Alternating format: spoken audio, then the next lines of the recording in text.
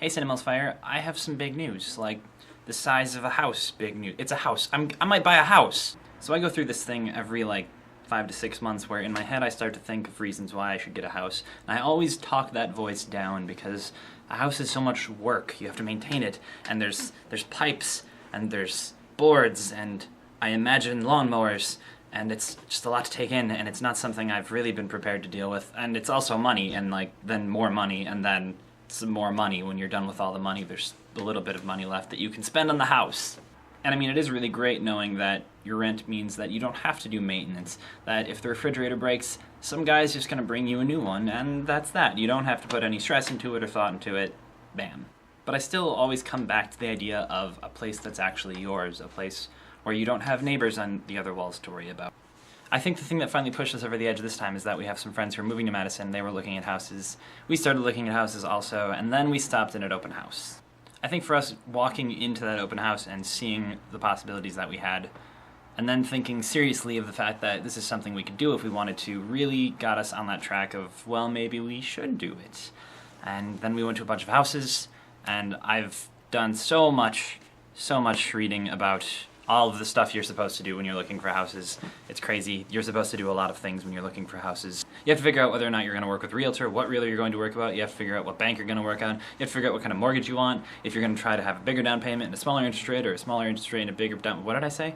So it's a very involved process. There's a lot of potential for anxiety, and there's a lot of things that could go wrong. And trust me, when you're looking at houses, you will be able to think of a lot of those things that could go wrong and worry about them. But it's also kind of fun to look at houses. You get to walk around and check out all these other places. You see all kinds of things that you didn't know happened in houses. I went to this one place, and they had a fireplace on the main floor, but the chimney extended down to the basement, and in the basement, they actually had a grill built into the wall with a little glass cover over it, and that was part of the chimney. So you could actually, and they had a wet bar downstairs also, so you could actually grill a steak on your basement grill while having a drink in your basement bar. And I've only seen one place with that, but I want one of those someday. Anyway, we still haven't made any decisions yet, but we do have a front runner. Of course, just because I'm showing this doesn't mean we're going to buy it. We haven't put an offer in or anything like that. We are still looking, but this is our favorite so far. It's got a really cool basement area, a really cool downstairs bar. It's good for the size that we're looking for and for the price range that we're looking for.